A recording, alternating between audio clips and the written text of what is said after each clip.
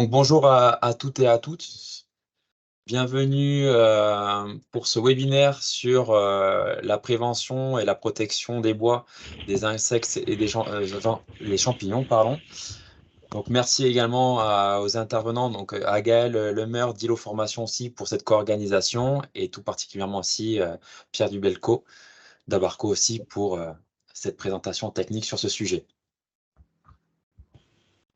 Donc très rapidement pour le bon déroulé, bon, je pense que depuis la Covid, tout le monde connaît le fonctionnement, mais pour le bon déroulement de ce webinaire, voilà, on vous demandera de bien couper vos micros et vos caméras.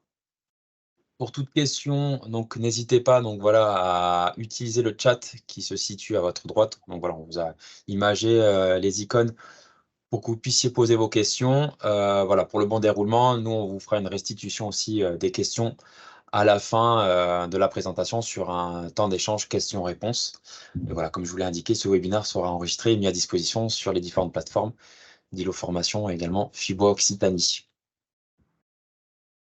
Donc, comment va se dérouler ce webinaire? Donc, en tout début, je vais laisser la main à Gaëlle Lemeur, donc coordinatrice pédagogique et chargée de communication chez Ilo Formation, qui va présenter l'émission d'Ilo Formation. Je prendrai aussi la suite, donc très succinctement, pour vous expliquer aussi nos grandes missions au sein de Fibois. Et ensuite, voilà, le vif du sujet, je laisserai la main donc à Pierre Dubelco, expert en bois construction et en pathologie du bois dans la construction bois chez Abarco, qui nous présentera les mesures préventives dans les constructions bois pour protéger des insectes et des champignons bois. Et ensuite, à la fin, on finira par un temps d'échange de questions-réponses. Du coup, Gaëlle, je te laisse la main. Oui. Merci Hugues. Bonjour à toutes et à tous. Tout d'abord, évidemment, Hugues Naude et Pierre Dubelco, je vous remercie pour cette organisation et cette webconférence majeure au regard des enjeux contemporains. Donc, une présentation vraiment succincte d'Ilo Formation. Vous le savez peut-être, nous avons été créés à l'initiative de l'Ordre des architectes Occitanie en 2012 et notre raison d'être est de de formation des architectes et professionnels du cadre de vie. À ce sujet, nous organisons donc à la fois des formations structurées qui visent donc des objectifs opérationnels, mais aussi nous organisons des webconférences gratuites, plutôt en soirée, de 18h à 20h généralement, et qui donnent lieu à une attestation de formation complémentaire. Nous avons donc été créés en 2012. Notre conseil d'administration est donc composé d'architectes et nous appartenons au réseau de la formation continue des architectes au niveau national. Nous sommes donc particulièrement liés aux ordres. Ensuite, évidemment, nos thèmes de formation, vous pouvez le lire, développement durable, cadre réglementaire de la construction, cadre réglementaire tout court, projet de construction publique et privée, management de l'agence et de son activité, numérique, et aussi des pratiques professionnelles annexes.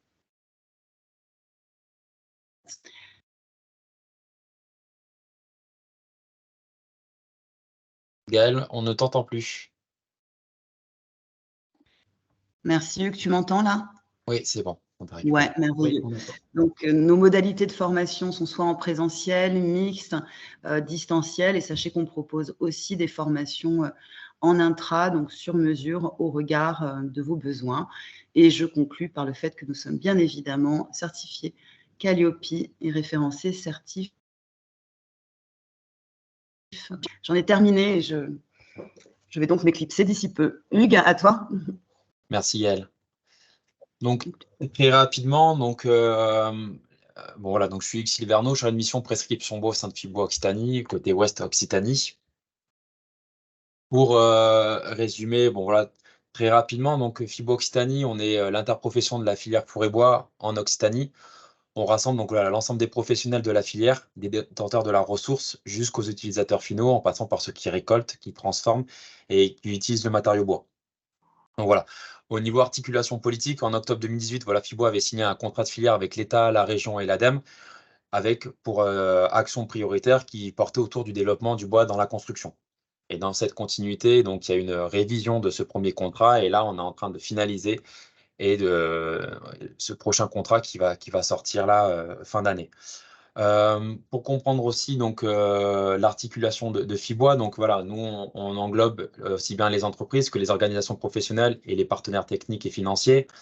Ça englobe 13 organisations professionnelles et on a un peu plus d'une centaine d'adhérents au sein de FIBOA. Après, il est important aussi de comprendre l'articulation de FIBOA Occitanie au sein de FIBOA France, qui est l'association qui regroupe et fédère donc 12 interprofessions régionales de la filière four et bois. Et donc, c'est l'interlocuteur privilégié au niveau national, qui est le porte-parole commun auprès des pouvoirs publics et des partenaires nationaux, avec également un soutien de France Bois Forêt, notamment sur une action que mène l'ensemble des interprofessions, qui est l'action donc mission de prescription bois, qui a pour but de favoriser l'utilisation du matériau bois dans la construction et la réhabilitation dans les différentes régions. Et donc, au niveau de ces objectifs, donc là, je vais passer donc, les 4 grandes actions, donc animer et coordonner le réseau de professionnels de la filière, accompagner également nos entreprises de la filière à se développer et se positionner sur les marchés en les accompagnant sur leurs projets de développement. Un gros rôle aussi de les représenter auprès des instances locales, régionales et nationales, et après aussi communiquer pour assurer la promotion de l'ensemble de la filière. Et sur ces deux grandes missions, bon, voilà, il y a un gros travail aussi, donc dans le cadre de la mission prescription bois, de sensibiliser les maîtres d'œuvre et les maîtres d'ouvrage sur différentes études on peut mener autour de la construction, valoriser aussi les essences françaises et régionales dans leur usage, dans la construction. Voilà, il y a des prix d'architecture aussi qui sont mis en avant aussi pour valoriser le savoir-faire, les entreprises et montrer aussi le panel de projets qui peuvent être construits en bois. Et après, voilà, un gros travail aussi d'accompagnement de nos entreprises, bon, voilà, en créant du lien, les accompagnant aussi sur les dispositifs d'investissement et mettre en avant voilà, le savoir-faire de nos entreprises et leur appétence aussi sur l'usage du bois. Et on met également aussi en place des visites de chantier, des visites entreprises, créer du réseau et de la montée en compétences. Et après, on travaille aussi sur des formations techniques à destination de nos professionnels. Voilà. Pierre, je te laisse la main au niveau du Bon, partage. alors, je vais partager, je vais voir si j'arrive à partager mon écran. Écran, fenêtre, écran complet. Voilà. Écran 1, partager. Et du coup, je vais faire apparaître. Attendez ça, voilà. Voilà. Voilà, alors est-ce que vous voyez donc mon écran où il y a écrit présentation des mesures préventives dans les constructions bois, etc. On est bon, Pierre. C'est bon, parfait. Alors, on y va. Donc, bonjour et merci à toutes et à tous d'être présents. Merci beaucoup à Hugues et à Gaël pour l'organisation de cette réunion. Je vais donc vous parler pendant environ 30 ou 35 minutes maximum, parce qu'après, il y a un petit temps pour les questions-réponses, sur justement les mesures préventives dans les constructions bois pour protéger contre les insectes et les champignons. Je vais commencer par rapidement vous présenter le cabinet Abarco dans lequel je travaille. Donc, Abarco, c'est un cabinet qui a 4 grandes activités. Donc, les 4 grandes activités, c'est expertise, laboratoire, ingénierie, formation. Alors, en gros, expertise, on a de nombreux thèmes liés au bois. Donc souvent, les expertises, c'est souvent suite à un désordre, genre des terrasses qui se dégradent, des parquets qui se mettent en voûte, des insectes ou des champignons du bois, des malfaçons sur bardage ou ossature, parfois aussi des avis sur des lots de bois chez des négociants, des sieurs, etc. Maintenant, on a aussi des expertises qui ne sont pas liées à un problème, mais des expertises avant réhabilitation. Par exemple, le cas typique, c'est un bâtiment qui est resté 10 ou 20 ans inoccupé. Un promoteur le rachète et veut faire des, réhabilitations et se pose la question, est-ce que la charpente ou le solivage sont en bon état? Et du coup, on vient et on sonde l'ensemble. Ça va, tout le monde m'entend bien? Je n'entends aucun son. Tout fonctionne bien, Pierre. Ah oui, d'accord, très bien, parce que d'un coup, j'avais peur d'avoir été déconnecté. Tout va bien, parfait. On fait aussi des expertises sur dégradation biologique du bois, sur des bois de réemploi, etc. Donc là, il n'y a pas de problème, c'est donc une expertise, et les expertises peuvent être dans un cadre judiciaire, amiable, assurantiel, etc. Alors, on a beaucoup d'outils, je vais juste vous en présenter deux. Par exemple, il y en a un qui s'appelle INADEC. C'est un outil qui permet d'écouter dans les bois. C'est pour détecter s'il y a des larves en activité. En effet, des larves qui grignotent le bois font un petit bruit, un bruit avec des mandibules comme ça. À l'oreille nue, on en entend certaines, mais c'est quand même pas très fort. Et là, c'est une espèce de stéthoscope, mais au lieu d'être adapté au corps humain, il est adapté au bois. Donc, parfois, souvent, on utilise cet outil pour tenter d'entendre. On n'entend pas toujours, bien sûr. Un autre outil qu'on a, c'est pour sonder les bois et apprécier leur état de conservation. Ça s'appelle le sapromètre. Ça vient du grec ancien sapros, la pourriture, mètre, le mesureur. Donc, c'est un mesureur de zone dégradée. Si vous voyez mon curseur, ça fonctionne, en fait, il y a une mèche un peu comme une perceuse, sauf qu'elle est beaucoup plus fine, elle fait 2 mm de diamètre et 30 cm de long. Donc là, vous avez la mèche qui est sortie. Lors des expertises, cette mèche, on vient l'enfoncer dans les pièces de bois et ça mesure la résistance du matériau bois à l'avancement de la mèche.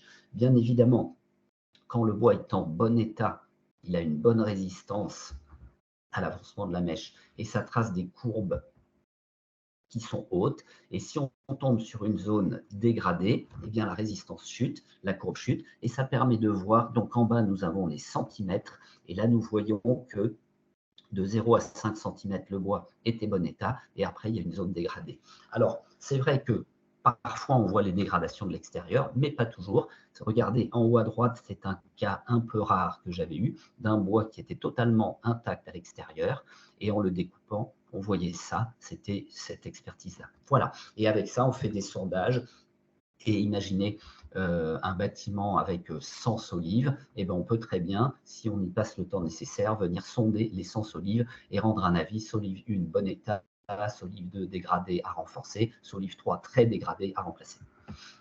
On a également un laboratoire. En laboratoire, on peut identifier des essences de bois, des pathologies biologiques, donc insectes, larves, dégradation, vermoulure, des champignons, des traitements de bois.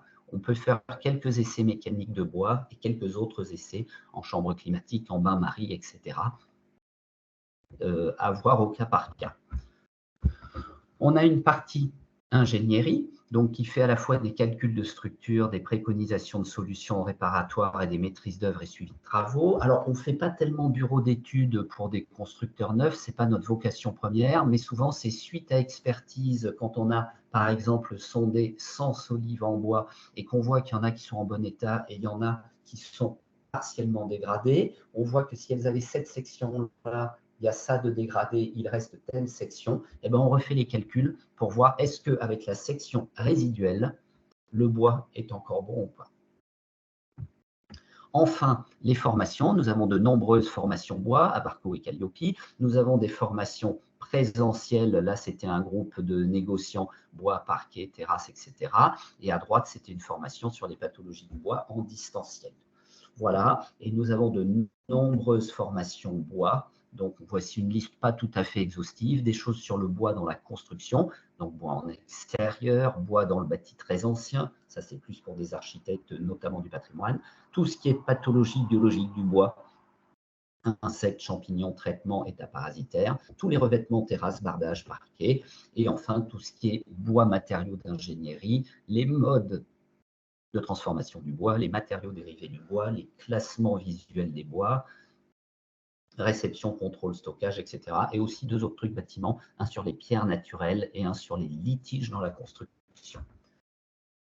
Voilà pour la présentation de notre cabinet. Et maintenant, je vais entrer dans le vif du sujet. Donc, sur insectes et champignons du bois, mesures préventives dans les constructions bois. Donc, nous allons parler d'abord un petit rappel sur le matériau bois, tout ce qui est formation et croissance du bois, oublié et bois parfait. Ensuite, les agents de dégradation du bois, pardon, en insistant et en décomposant entre insectes et champignons, insectes à larves xylophages, insectes nidificateurs, termites, et champignons, en distinguant des champignons lignicoles et lignivores. Et enfin, sur la protection des ouvrages en bois, nous allons parler des classes d'emploi, de la longévité prévisible des bois. Donc ça, c'est très utile pour des personnes qui sont architectes ou concepteurs. Et enfin, de quelques mesures préventives pré-construction, donc contre les insectes et contre les champignons. Voilà, donc tout ça en 30 minutes, c'est du condensé. Alors le bois, tout d'abord, ça vient d'un arbre. Bon, ça, vous le saviez, du moins j'espère. Du coup, avant d'être un morceau de bois, d'être une poutre, une solive, une lame de parquet ou autre, c'était dans un tronc d'arbre. Alors, si on regarde l'anatomie du bois, enfin plutôt la constitution du bois, la première année, un arbre, c'est une tige grosse comme mon petit doigt. L'année d'après, vous avez une couche de bois qui se met autour, puis l'année d'après, une autre, et ainsi de suite.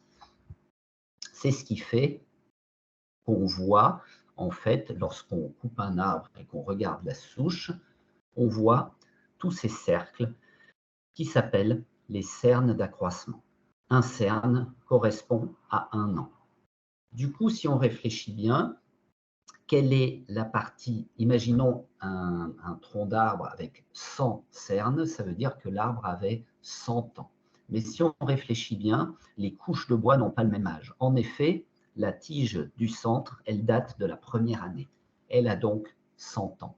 La couche d'à côté est un peu plus jeune, elle a été faite l'année d'après, elle a donc 99 ans. La suivante, 98, et ainsi de suite. Et là, vous avez 50 ans, 20 ans, et tout à la fin, sous l'écorce, c'est moins d'1 an. C'est l'année en cours. Donc, dans un arbre vivant, vous avez du bois qui est vieux et qui a 100 ans, du bois qui est moyen qui a 50 ans, et du bois jeune qui a 1 an. Dans le monde biologique, tout ce qui est vivant vieillit et un jour meurt. Et il en est de même pour le bois. Et là, attention, je ne parle pas de l'arbre, mais bien du bois. Donc, dans un arbre vivant, vous avez du bois ancien qui est mort et du bois jeune qui est vivant. Qu'est-ce que ça veut dire vivant pour du bois dans l'arbre? Eh bien, en fait, c'est des mouvements de sève. Il y a de la sève qui monte, de la sève qui descend. Et la sève qui descend, elle est gorgée de matière nutritive. En fait, la sève élaborée monte, passe dans les feuilles. L'arbre fait ce qu'on appelle la photosynthèse, cette propriété qu'ont toutes les plantes de capter la lumière du soleil et transformer en nutriments. Et du coup, les feuilles mettent ça dans la sève élaborée qui redescend. Et tout ça, ça se passe où? Dans les parties vivantes et extérieures du bois qu'on nomme aubier. Donc, dans l'aubier, vous avez de la sève qui monte, de la sève chargée de nutriments qui descend et des stockages de matière nutritive. Du coup, ça fait que cette partie est vraiment très attractive pour les insectes et champignons du bois. Il y a plein d'insectes et champignons du bois qui rêveraient de manger ce bon aubier. Sauf que voilà, l'arbre se défend. Évidemment, c'est comme nous, notre corps qui se défend contre les microbes. Et si l'arbre ne se défendait pas, il se laisserait manger et il mourrait. Donc, il protège son aubier, becs et ongles, si je peux dire, même s'il n'a pas de bec, pas de ongles. Par contre, la partie morte à l'intérieur, il n'y a plus de mouvement de sève, il y a moins de stockage de matière nutritive. Et surtout, en mourant, il arrive que le bois se charge de matière moins attractive, voire répulsive, voire un peu toxique. Et du coup, l'intérieur est moins attractif pour les insectes et champignons. Par contre, l'arbre n'en a plus besoin et ne le défend pas. C'est-à-dire que si, par exemple, vous avez une grande fissure sur le tronc et que des champignons réussissent à aller à l'intérieur, ils peuvent le dégrader tant que l'arbre est sur pied, et ça explique les arbres à tronc creux. Un arbre à tronc creux, ce n'est pas un arbre malade, enfin pas forcément, il vit par l'extérieur, l'aubier, avec la sève qui monte, la sève qui descend, les matières nutritives, et le cœur, il s'en fout un peu. Voilà, donc ces deux parties ont deux noms. À l'extérieur, la partie vivante, c'est l'aubier, et à l'intérieur, donc on l'appelle bois parfait, et quand il a changé de couleur, on l'appelle duramen. Voilà, ça c'est le bois. Maintenant, si nous, les humains, on vient et qu'on coupe l'arbre, voilà que d'un coup, on a du matériau bois, et bien cet aubier gorgé de matière nutritive, il n'y a plus personne pour le défendre. Alors les insectes et les champignons peuvent s'en donner à cœur joie, et l'aubier est a priori facilement dégradé. Donc là, par exemple, vous avez, ça c'est une photo que j'avais prise un jour, je me promenais en forêt, il y avait des tas de troncs d'arbres qui étaient là. Regardez cette photo de droite, c'est impressionnant. Les champignons se sont complètement développés sur l'aubier et ils ont laissé le duramen, là c'était du chêne, le duramen du chêne est bien durable, donc les champignons attaquent l'aubier et peinent beaucoup plus à attaquer le duramen. Alors en gros, quand on voit ça, on se dit, oh là là, mais comment les champignons savent-ils, entre guillemets, parce qu'ils n'ont pas de conscience, où est l'aubier? En fait, il n'y a pas de savoir, c'est en fait des spores qui sont répandus partout dans l'air.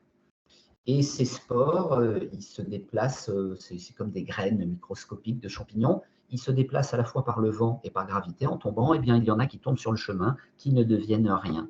Il y en a qui tombent sur le duramen qui a développé des agents pour résister à ces attaques et ne deviennent rien. Et il y a un petit nombre qui ont la chance de tomber sur l'aubier et qui se développent. Et bien évidemment, quand il y en a certains qui se développent, cela recrée des spores et d'un coup, tout l'aubier est colonisé. Donc ces photos, moi je les aime bien parce que je trouve qu'elles montrent vraiment bien que l'aubier n'est pas durable naturellement. Je rappelle, virgule, quand l'arbre a été coupé. Tant que l'arbre était vivant, l'arbre défendait son aubier. Mais voilà, il n'est plus là, donc l'aubier peut être dégradé. Donc pour des gens comme nous toutes et tous dans cette assemblée, qui sommes des gens de la construction, je pense qu'il y a beaucoup d'architectes, il doit y avoir des constructeurs, etc. Pour nous, l'aubier, c'est en quelque sorte un peu une zone de faiblesse. Il n'est pas moins solide que le duramen ou le bois parfait, mais il est beaucoup moins durable. Donc souvent, si vous regardez des charpentes dans des vieux bâtiments prestigieux, des châteaux, des cathédrales, tout ça, et bien, quelque part, on voit des traces d'insectes sur l'aubier, mais pas dans le cœur. Maintenant, cet aubier, ça peut être un allié dans un cas, c'est si on veut traiter le bois en l'imprégnant. Et oui, parce que l'aubier est plus imprégnable que le duramen. Là, c'était une expertise que j'avais eue, c'était des poteaux dans un, comment ça s'appelle, un verger, il y avait plein de poteaux en bois. Tout l'aubier avait été traité par autoclave, donc c'était la coloration verte, c'est du cuivre qui est rentré dans l'aubier. Du coup, l'aubier s'en trouvait protégé par le traitement, et le cœur, lui, qui n'avait pas pu être imprégné, sachant que les poteaux étaient vraiment plantés en terre, de la pourriture s'était développée à ces endroits-là. Voilà, donc l'aubier non durable, naturellement, mais imprégnable. Et chaque fois que vous voyez des bois verts à l'extérieur, c'est du bois qui a été traité par autoclave avec du cuivre. Alors, qui c'est qui dégrade le bois? En fait, il y a plusieurs catégories. Il y a des insectes et des champignons.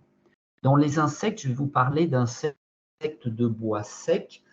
Qu'est-ce que c'est? En fait, c'est que je ne vais pas vous parler des insectes en forêt, parce qu'il y a des insectes qui se développent en forêt. Nous, on est dans le cadre de la construction, donc ce sont des bois secs. Alors, tous ces aubiers, tous ces insectes, ils s'attaquent à des bois dans la construction, dans l'ameublement, etc. Certains attaquent des bois vraiment secs, certains suivent un peu des champignons, c'est-à-dire ils ont besoin que le bois ait été prédigéré. Et puis il y a les termites qui, eux, sont à part et qui peuvent dégrader les bois pour les manger en les creusant. Et là, c'est des milliers d'individus qui attaquent. Alors, vous avez plusieurs catégories. Vous avez ce qu'on appelle des ILX, insectes à larves xylophages. Donc, les principaux, c'est capricorne, grosse vrillette, petite vrillette, Lictus, espérophane. Je suppose que ces noms vous sont familiers, au moins capricorne et vrillette. Comment ça fonctionne? Ils ont tous globalement le même cycle, c'est-à-dire une femelle insecte en période de ponte qui vient sur le bois, qui cherche des fentes. Elle pond des œufs. Les œufs deviennent des larves et les larves vivent plusieurs années. Là, on a mis 3 à 10 ans, ça dépend des espèces, ça dépend des conditions aussi, si le bois est nutritif, la température, etc. Et au bout de la fin de ce cycle, les larves se transforment en nymphes, puis elles font un trou de sortie et elles quittent le bois, deviennent adultes. Il y a des mâles et des femelles qui s'accouplent et les femelles pondent, le cycle recommence. Voilà, donc le cycle est toujours le même. Donc vous voyez, la larve vit beaucoup plus longtemps que le reste. Les autres, c'est 2-3 semaines. Les adultes, notamment, ne vivent qu'environ 3 à 4 semaines. Et ce sont ces insectes qui creusent des galeries et qui font des trous dans le bois. Donc ça, ce sont certains prédateurs du bois. Après, vous avez d'autres types de prédateurs qu'on appelle des insectes nidificateurs, dont des abeilles charpentières, des fourmis, des scolites, voilà. Ça, ce sont des insectes qui ne sont pas xylophages, mais ils cherchent du bois pour faire leur nid. Et du coup, ils creusent. Là, vous avez par exemple une abeille charpentière qui creuse des galeries, qui fait des petites loges. Elle met du miel, du pollen et un œuf par loge. Et ensuite, quand l'œuf est clos, c'est une larve qui mange le miel, le pollen, puis elle casse le couvercle et elle s'en va. Donc ces insectes ne mangent pas le bois, mais ils font des dégâts quand même. Et enfin, nous avons les termites. Alors les termites, il y a environ 2750 espèces dans le monde. Ils sont très présents en zone intertropicale, mais ils sont agressifs en zone tempérée chez nous parce qu'ils sont potentiellement des attaquants des bois dans la construction. Ils ont un cycle assez complexe avec des castes d'individus. En gros, il y a des œufs, il y a des larves qui sont des juvéniles, et puis vous avez des ouvriers qui creusent pour aller chercher la nourriture. Ce sont eux qui font les dégâts. Vous avez des soldats qui sont là pour défendre la termitière contre leurs ennemis, par exemple les fourmis, et vous avez des reproducteurs. En fait, il y a deux catégories de reproducteurs, des imagos et des néoténiques, qui sont des reproducteurs de remplacement. Alors, en gros, s'il fallait résumer, une termitière fonctionne un peu comme une fourmilière. Tout le monde a déjà vu des trous et d'un coup, les fourmis qui partent et il y a une colonne de fourmis qui s'en va. Ben, les termites, c'est un peu pareil, sauf qu'on ne voit pas les termites parce qu'en fait, ils fuient l'air libre. Voilà, donc quand des termites attaquent dans une maison, c'est par le sol et c'est tout de suite un grand nombre d'individus. Quelques mots sur les champignons maintenant. Alors ça, c'est pour un petit dessin qu'on a fait pour comparer les végétaux et les champignons. Alors, pour la petite histoire, les champignons ne sont pas vraiment des végétaux, puisqu'ils ne font pas de photosynthèse, ils n'ont pas la capacité à se nourrir tout seuls, ils se nourrissent d'autres matières, et dans notre cas, de bois. Maintenant, il y a des champignons qui font pourrir des fruits, etc. Il y a plein de champignons. En gros, les champignons ont des spores qui correspondent aux graines chez les plantes. Ils ont des fructifications, on appelle souvent le chapeau dans les champignons courants, qui correspondent aux fruits. Il y a un pied ou un stipe, et surtout, il y a un mycélium qui correspond au système racinaire. Et ce mycélium va chercher de la nourriture. Dans le cas du bois, il cherche de la cellulose, de la lignine, etc. Pour les champignons du bois, vous avez deux parties. Vous avez une partie végétative, ce sont des filaments qui se répandent et qui en fait cherchent des zones de nutrition, donc qui cherchent du bois dans notre cas, et une fructification, c'est la partie charnue du champignon qui se développe, qui dégrade le bois et qui émet des spores pour continuer l'infestation. Dans le cas présent, c'est une photo de mérule, ce champignon dont vous avez dû entendre parler, qui est le champignon le plus courant dans les constructions. Les champignons ont besoin de quoi? De nutriments, ici cellulose et lignine. Ils ont toujours besoin d'humidité. Ça, c'est un truc très important. Si le bois est bien sec, que la maison est bien salubre, il n'y a pas de champignons possible, même si des spores tombent sur le bois. Le minimum est de 18% pour les moisissures et de 20% pour la mérule. Sinon, les conditions idéales, c'est ça, 25 à 50%. Il y a des conditions de température, donc l'idéal est entre 25 et 30, mais ça peut être moins. La mérule se développe beaucoup dans des caves où il fait souvent 13 degrés. Voilà, l'oxygène est indispensable, l'ammoniac est un catalyseur, etc. Ce qu'il faudrait retenir, c'est nutriments, eau, air. Et là, quelques photos de champignons. Là, ce sont des champignons lignicoles. Les lignicoles, ligni vient du latin lignum, le bois. Col avec un seul L, c'est coloniser. Et moi, j'aime bien dire en formation coloniser, colorer. Ce sont des champignons qui colonisent le bois et qui font des dégâts esthétiques. Donc ça, par exemple, c'est le bleuissement qui fait des taches. Ça, ce sont des moisissures. Ça, c'est l'échauffure. Bon, ça reste des dégâts. Si on vient avec un poinçon, le bois est solide. Voilà. Par contre, vous avez ensuite des champignons lignivores. Ligni, c'est toujours le bois. Et vore, c'est cette racine qu'on retrouve dans herbivore, mais aussi dévoré ou vorace. Vore, en latin, c'est manger. Donc ici, ce sont des mangeurs de bois. Et c'est ce qu'on appelle les champignons de pourriture. Il y a 3 catégories, des pourritures cubiques, fibreuses et molles. Pourquoi les appelle-t-on comme ça? Une pourriture cubique découpe le bois en cubes. Je ne sais pas si vous suivez mon curseur. On a l'impression de voir des cubes. En fait, c'est un peu comme un bois qu'on a mis dans la cheminée, qui a commencé à brûler, puis on le ressort, et ça fait des gros cubes noirs. Et bien, c'est un peu le même aspect, sauf que ce n'est pas noir. Et là, le plus redoutable, c'est la mérule. Pourquoi il est plus redoutable que les autres? Parce qu'il a besoin de beaucoup moins d'humidité et il est très résistant. La mérule, dès 20% d'humidité, se développe. Quand on a une construction bien sèche, pas de problème de champignons. Après, vous avez des champignons de pourriture fibreuse qui décomposent les bois en fibres. Donc ça se voit un petit peu ici, on devine les fibres. Et enfin, des champignons de pourriture molle qui fait des cubes, mais beaucoup plus petits que la cubique. Voilà les 3 grandes catégories de champignons lignivores. Donc vous voyez, les prédateurs naturels du bois, c'est soit des insectes, soit des champignons. Alors, pour lutter contre leur action, il y a plusieurs choses. Tout d'abord, une notion très importante pour les champignons, c'est la notion de classe d'emploi. Alors tout le monde, je pense que dans l'Assemblée, beaucoup d'entre vous connaissent ça. Parfois, on entend des expressions genre « Ah, tel bois, il est bien, il est classe 4, etc. » Bon, c'est un peu un résumé. Les classes d'emploi qualifient l'ouvrage et non le bois. Ça veut dire, on peut dire tel bois est situé en classe d'emploi 1 ou 2 ou 3, selon comment il est. Par exemple, on va dire un parquet est situé en classe d'emploi 1, un poteau de clôture planté dans le sol en extérieur est situé en classe d'emploi 4. Mais à la base, on n'a pas le droit de dire tel bois est classe 4. C'est un résumé pour dire il a une aptitude de durabilité à la classe d'emploi temps. Alors en gros, les classes d'emploi, on dit qu'il y en a 5. Mais il y en a une qui est subdivisée en 2 sous-classes. Je vous les résume rapidement. Ça va par ordre croissant de situation d'exposition. Classe d'emploi 1, donc vous avez une norme N335 qui définit ça, c'est un bois toujours à l'intérieur sec. Donc tout de suite, on voit bien, il n'y a pas de champignons possible. C'est par exemple un parquet, un lambris, une porte intérieure. Classe d'emploi 2, il est sous abri et non exposé aux intempéries, mais il peut y avoir une toute petite humidification occasionnelle, en fait, du type condensation. C'est le cas, par exemple, des charpentes dans des combles non chauffés.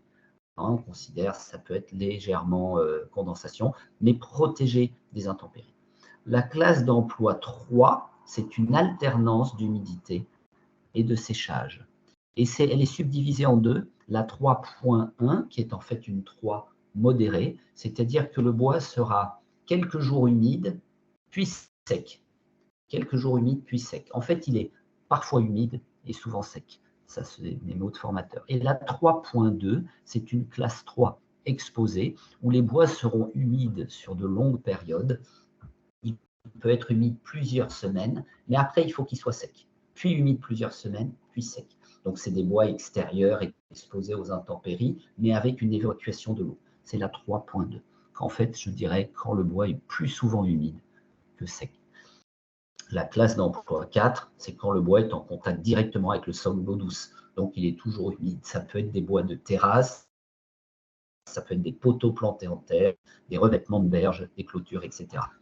Et la classe d'emploi 5, c'est un cas particulier, on ne la rencontre jamais dans le bâtiment, c'est un bois immergé dans l'eau de mer. Pourquoi c'est une classe à part? Parce que dans l'eau de mer, il y a certains mollusques qui peuvent venir et s'installer dans le bois et creuser des galeries. Donc ça, à moins que vous travailliez sur une villa un peu luxueuse qui repose sur des poteaux eux-mêmes dans l'eau de mer, parce que la villa a une avancée, vous ne rencontrerez jamais la classe d'emploi 5 dans le bâtiment. Alors, ça, c'est la définition des classes d'emploi.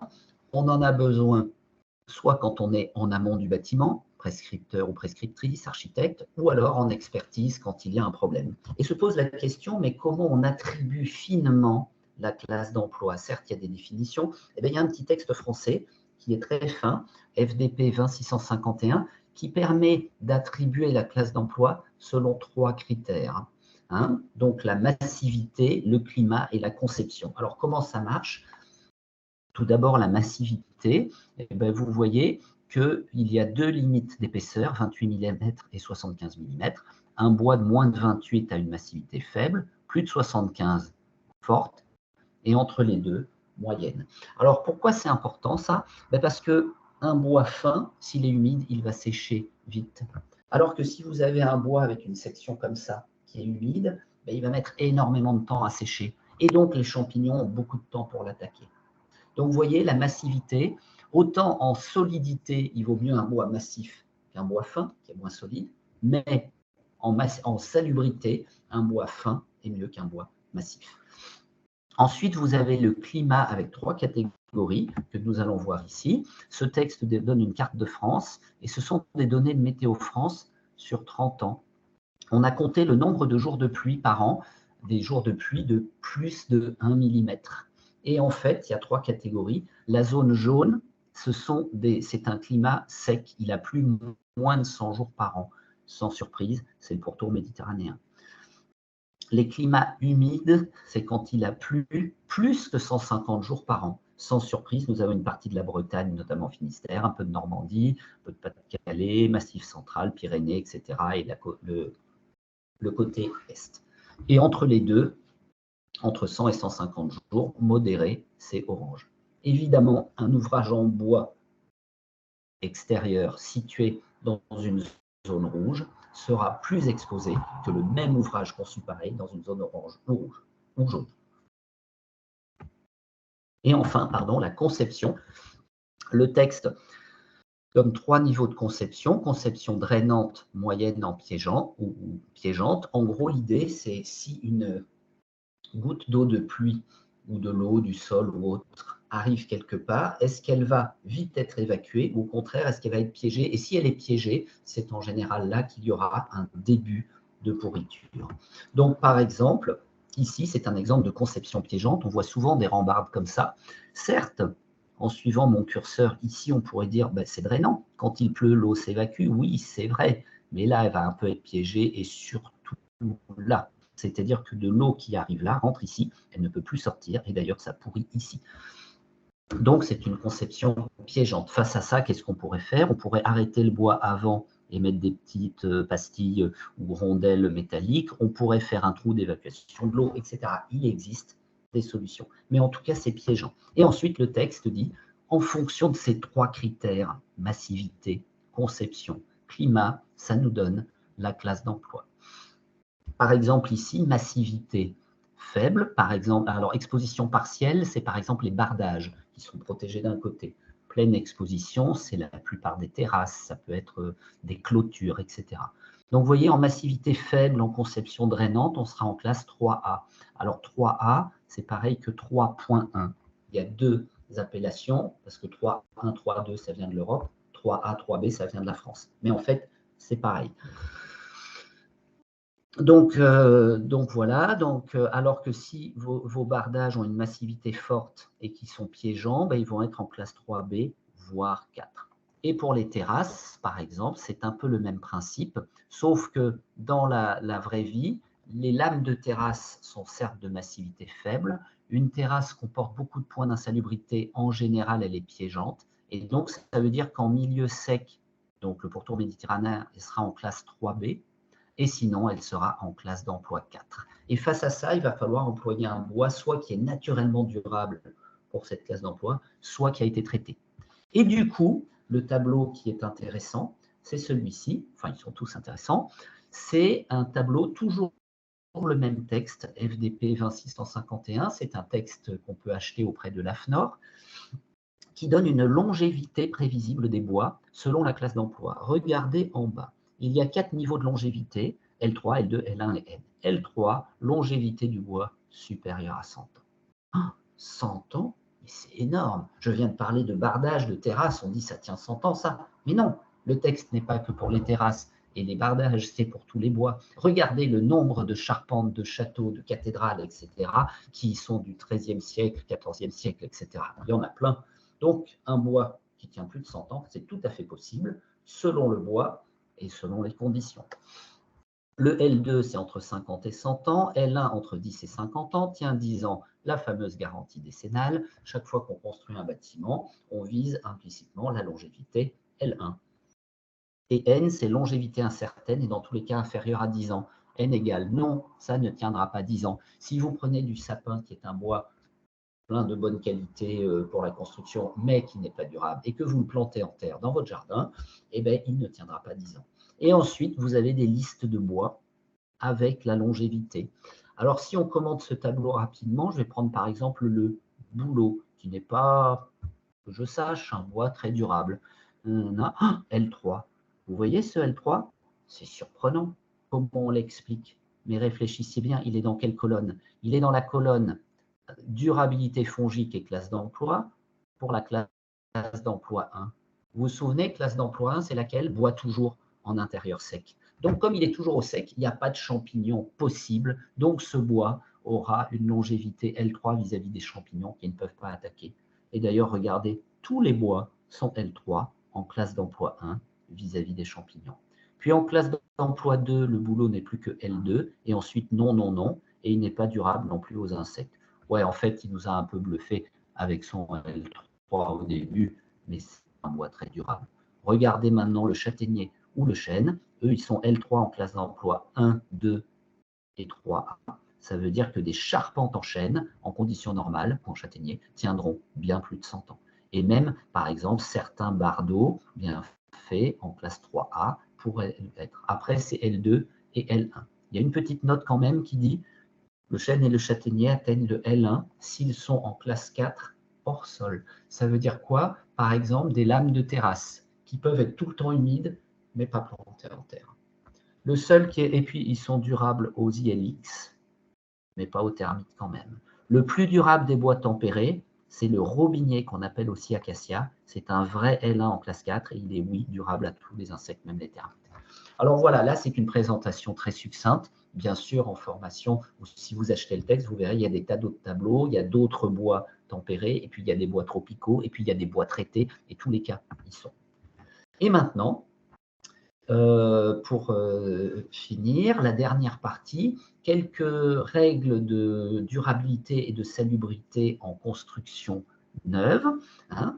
Donc, tout d'abord, je vais parler d'insectes et après de champignons. Pour les insectes, vous connaissez la loi Termite, qui a maintenant 24 ans, qui a été suivie de 2 décrets et qui donne des mesures à la fois sur les bois et sur l'interface sol-bâti. Ça, c'est une brochure qui est entièrement téléchargeable sur Internet et gratuite, qui est très bien faite. Si vous êtes concerné, je vous invite à aller télécharger cette brochure, ce livret sur Internet. Alors, que dit cette loi Termite sur ces points-là? Il y a 2 choses. Il y a des obligations sur les bois et d'autres sur l'interface sol-bâti. Pour les bois, ça concerne les bois structurels et en gros, on demande de mettre des bois soit durables et sans aubier, soit non durables mais traités. Ou alors, il y a un 3e truc, ils peuvent être ni durables ni traités, mais il faut qu'ils soient totalement accessibles, visibles, contrôlables et traitables, le cas échéant. L'exemple, ça serait un poteau bois, par exemple, en plein milieu de la pièce, et où on regarde tous les côtés, et s'il y a un problème, on peut intervenir. Attention, toutefois, il y a 2 points singuliers, c'est la jonction avec le plancher bas et le plancher haut. Il ne faudrait donc pas qu'il soit fiché dans le sol ou dans le plancher. L'idéal serait, par exemple, une cheville métallique, etc. Le décret ne va pas si loin. C'est soit durable, soit traité, soit accessible. Le cas le plus courant de nos jours étant le bois traité, sapin ou épicéa traité. Ça, c'est pour les bois. Et enfin, et alors juste un point, ça concerne les termites et tous les autres insectes. Donc, les bois doivent être durables ou traités ou visibles accessibles vis-à-vis des ILX, des insectes, ça c'est sur tout le territoire, et des termites dans les zones thermiques. Enfin, il y a des obligations sur l'interface entre le sol et le bâti, avec une barrière physique ou physico-chimique ou un dispositif de construction contrôlable. Qu'est-ce que c'est? Le plus courant, c'est la barrière physico-chimique. C'est une espèce de bâche, un film polyéthylène qu'on met sous les fondations, qui contient des molécules thermicides. Des termites qui touchent cette bâche meurent et les autres se détournent de la maison. La barrière physique, il existe en France des grillages de mailles très fines que les termites ne peuvent ni traverser ni couper, qui les empêchent de monter dans la maison. Et le dispositif de construction contrôlable, c'est de surélever la maison par rapport au sol. On pourrait imaginer une maison à pilotis, mais en pratique, c'est le vide sanitaire. Voilà. Et attention, l'épandage d'insecticides sur le sol n'est plus admis. Ça s'est fait jusqu'en 2006. La plupart des gens ne faisaient rien contre les termites et les rares qui faisaient répandaient du produit liquide. Mais évidemment, ça partait dans la nappe phréatique. Ce n'est plus autorisé. Et maintenant, je vais parler des champignons. Alors, en amont de la construction, il y a une notion de salubrité. Et il faut penser que dans les DTU sur le bois, maintenant, il y a toujours un volet sur la salubrité. Ce sont des règles qui disent qu'il faut limiter le piégeage d'humidité. L'ancien, je vais vous mettre des extraits du nouveau DTU 31.1 sur les charpentes. Nouveau, il a 6 ans. L'ancien de 93, il disait on traite les bois ou on met du bois durable sans aubier. Point. Alors que maintenant, on parle vraiment de la salubrité.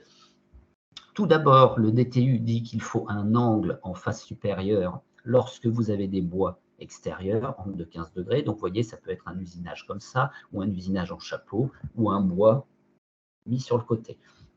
Là, vous avez des exemples qui ont été pris chez nos pays voisins en Allemagne et aux Pays-Bas. Regardez celui-ci, par exemple. C'est-à-dire que là, il n'y a pas de stagnation d'eau possible. Ce bois tiendra beaucoup plus longtemps que si la face supérieure était horizontale. Et au niveau du sol, eh bien, on ne doit jamais mettre un bois planté dans le sol. Il faut au contraire le surélever. Donc, ce qui est préconisé, par exemple, c'est ça. C'est d'avoir des ferrures métalliques qui surélèvent les bois. Et bien, rien qu'avec des mesures comme ça, vous gagnez des années en longévité. Alors évidemment, là, c'est une présentation assez courte. J'arrive déjà, je crois, à la fin du temps imparti. Donc, ce ne sont que des exemples. Habituellement, je fais des formations qui durent parfois 2 jours sur ces sujets-là. Donc, on parle 2 fois 8 heures ou 2 fois 7 heures. Donc, c'est un sacré exercice de réduction de parler en 30 minutes. Je suis obligé de parler beaucoup plus vite et d'aller à l'essentiel. Mais évidemment, si tous ces sujets vous intéressent, n'hésitez pas à aller chercher et télécharger ou acheter les documents que je vous ai présentés. Et nous arrivons à l'espace de temps d'échange et de questions-réponses. Merci Pierre. Merci, voilà, Pierre. ça va, j'ai bien tenu le temps. On est bon puisqu'on a, on a commencé à plus 5 minutes, donc très très bien au niveau timing. Parfait, voilà. Alors j'espère que ça vous a intéressé et que c'était pas trop intense. Très bien. Alors, je vais arrêter le partage. J'ai arrêté le partage, là, je crois. Oui, je reprends le relais. Très bien.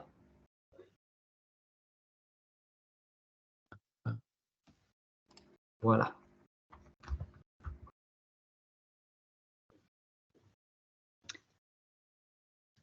Sachant qu'il y avait effectivement déjà des questions dans l'onglet QR. J'en ai vu passer quelques-unes.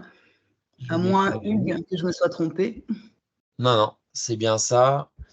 Bon, du coup, sur le support de présentation, comme on l'a dit, bon, voilà, il y aura un replay qui sera proposé aussi sur nos différents canaux de communication. Du coup, Pierre, tu as une première question sur quelles sont les tolérances pour la présence d'aubier. Ah, alors les tolérances, ça c'est compliqué. En fait, il y a 2 niveaux. Il y a la théorie et la pratique. Alors, je vais prendre un exemple, le Douglas, parce que c'est certainement à ça que certains et certaines pensent. Alors, en théorie, quand on dit du bois sans aubier, ça voudrait dire 0% d'aubier. Bon, maintenant, il y a en pratique, c'est difficile parce que, évidemment, vous avez des bois avec un gros cœur et un petit aubier et des bois avec un petit cœur et un gros aubier. Et en pratique, par exemple, la tolérance qu'on rencontre souvent pour le Douglas, souvent, c'est moins de 10% d'aubier. Alors, en théorie, il faudrait tendre vers le 0%. J'ai bien conscience que c'est difficile. Maintenant, chaque fois que vous avez des zones d'aubier non traitées, eh bien, c'est une attaque attaque potentielle par des insectes ou champignons. Et quand le prédateur, enfin l'agent de dégradation, est bien installé, des fois, il arrive à migrer vers le cœur. Donc, idéalement, ce serait 0%, et en pratique, c'est difficile. Mais les textes, en tout cas, disent purger d'aubier. Donc, il n'y a pas de pourcentage. Donc, vous voyez, purger d'aubier, ça veut dire 0%. Voilà. Après, faites pour le mieux avec ce que vous arrivez à faire. Maintenant, quand on laisse de l'aubier, ben, malheureusement, il y a potentiellement des attaques. Alors, sauf bien sûr quand on est en aubier traité. Le cas du pin, par exemple, a un tout petit cœur, un gros aubier. Je vais vous montrer un échantillon si je passe par ici. Évidemment, quand on traite le bois, eh bien, ma foi, quand on traite le bois, par exemple, ça, c'est un morceau de pin traité. Vous voyez, il y a un tout petit cœur qui est là, un énorme aubier. Là, on ne purge pas l'aubier puisqu'on l'a traité, bien évidemment. Au contraire, là, il faut le plus d'aubier possible. Voilà, j'espère avoir bien répondu. Parfait, merci Pierre. Donc, on a une autre question. Bon, je me suis permis de répondre à Monsieur Notez sur la question de l'identification de produits gris antitermites. Ça, on pourra l'accompagner au niveau de Fibois pour identifier des fournisseurs. Il y a une autre question, donc toujours sur la partie aubier. Est-ce que le Douglas purgé d'aubier doit-il être traité contre les termites? Ah, alors, ça dépend des régions. Donc, l'histoire de traiter contre les termites, hein, donc la loi termite, d'ailleurs, on dit une loi termite, mais ce n'est pas que termite, c'est termite, c'est loi tendant à protéger les acquéreurs de maisons contre les termites et autres insectes xylophages.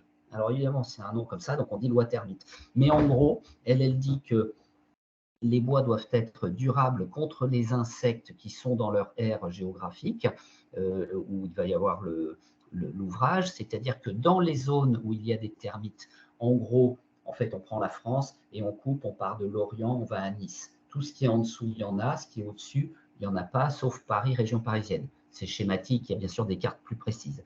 Donc, dans la zone sud, sud-ouest, comme il y a des termites, il faut que les bois soient durables à la fois vis-à-vis des termites et des autres insectes. Et dans le reste de la France, c'est uniquement les autres insectes. Voilà. Et alors, le Douglas, non, il n'est pas durable contre les termites. Alors déjà, il faut voir si c'est du Douglas naturel. Il faudrait qu'il n'y ait pas du tout d'aubier, ce qui est difficile.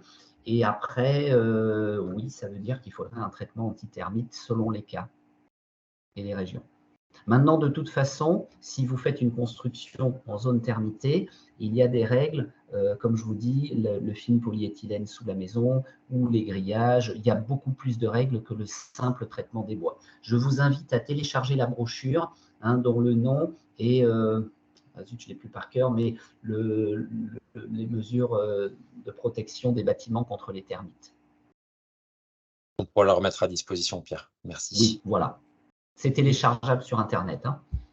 Alors, tu as une autre question sur quelle barrière physique préconiser entre mur, pierre, moellon et poutre en bois?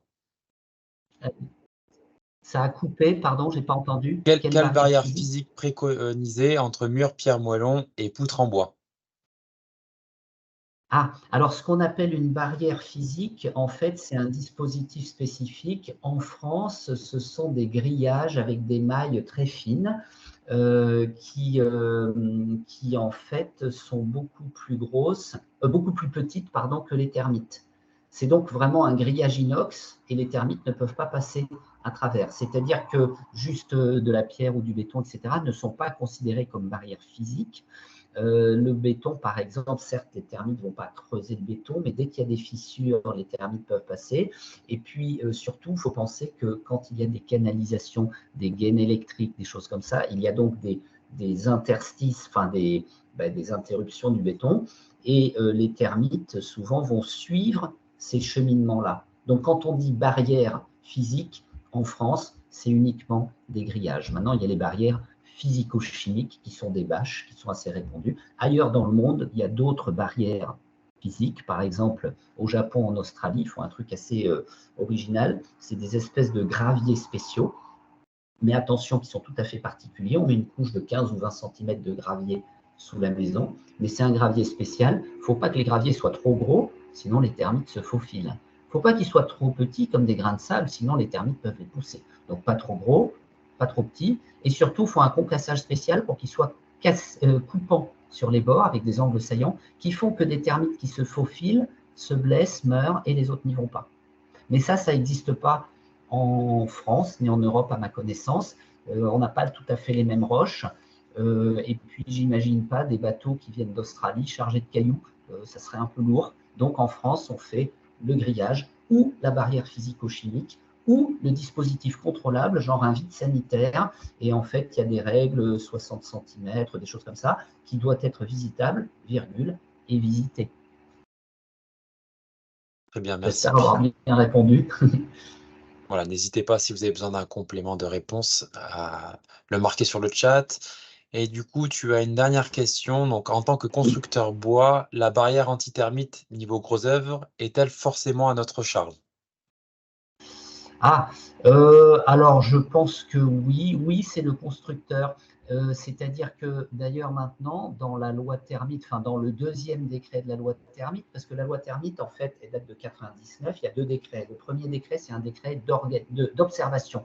En gros, c'est quiconque a des termites déclare en mairie, la mairie déclare en préfecture, la préfecture trace des zones termitées, et dans les zones termitées, quand il y a une vente immobilière, un diagnostiqueur ou une diagnostiqueuse vient pour voir s'il y a des termites. Alors évidemment, la personne ne vient pas que pour ça, elle cherche l'amiante, le plomb, l'installation de gaz, etc., dont les termites. Il y a une dizaine de diagnostics. Voilà, ça c'est le premier décret. Et le deuxième décret, c'était de dire, ben, c'est bête de continuer de construire des bâtiments facilement attaquables puisqu'on sait qu'il y a des termites. Et donc, c'est ce deuxième décret qui dit lorsqu'on construit, il faut des protections du bois et de l'interface sol-bâti. Donc oui, c'est à la charge du constructeur. Et le constructeur, d'ailleurs, doit ensuite donner un document en disant ce qu'il a fait. C'est-à-dire qu'en gros, on coche et en disant pour les bois de charpente, est-ce que j'ai mis du bois durable, sans ollier, ou traité, ou accessible, etc. Donc il coche. Et ensuite, qu'est-ce que j'ai mis à l'interface sol-bâti, barrière physico-chimique, barrière physique, dispositif contrôlable. Donc, oui. Mais allez voir le deuxième décret de la loi Termite. On peut le télécharger sur Légifrance, qui est le site que vous devez connaître avec toutes les lois. Et comme c'est une loi, c'est gratuit. Ce n'est pas comme les normes qui sont payantes. Les réglementations, on peut les télécharger gratuitement. Parce que nul n'est censé ignorer la loi. Voilà. Ça va, j'espère que oui. Merci Pierre. Écoutez, là, je crois qu'on est arrivé à l'ensemble des questions balayées. Gaël, je te propose de coordonner un mot de conclusion ensemble. Je te laisse la parole. Un mot de conclusion, hein. Évidemment. Merci beaucoup, Pierre, pour cette alors très riche intervention. Hein. J'ai appris des tas de choses, d'autant bon, évidemment, je suis novice, soit au niveau de la réglementation, des bois, des champignons. Je remercie aussi, bien sûr, Fibois et puis Huguenaude pour l'organisation de cette web conférence. Eh bien, merci Gaël. Bon, voilà, et pour clôturer, donc merci encore à Gaël pour la co-organisation et tout particulièrement Pierre pour cette présentation, comme tu l'as dit, très dense mais à la fois complète.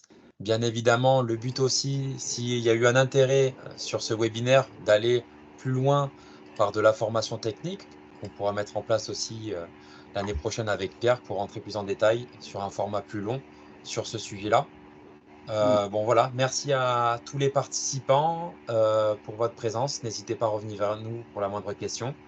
Et à titre d'information, bon voilà, Fibois met en place aussi pour cette fin d'année 2 formations sur la vêture sur structure bois et également sur les bâtiments bois et biosourcés. Donc n'hésitez pas à consulter nos réseaux, sites internet pour y participer. Et après 2 visites de chantier également à Rodez en Aveyron et également dans l'Aude à Narbonne. Merci à toutes et à tous et je vous souhaite un bon appétit et bonne journée. Au revoir. Merci. Au revoir tout le monde. Merci.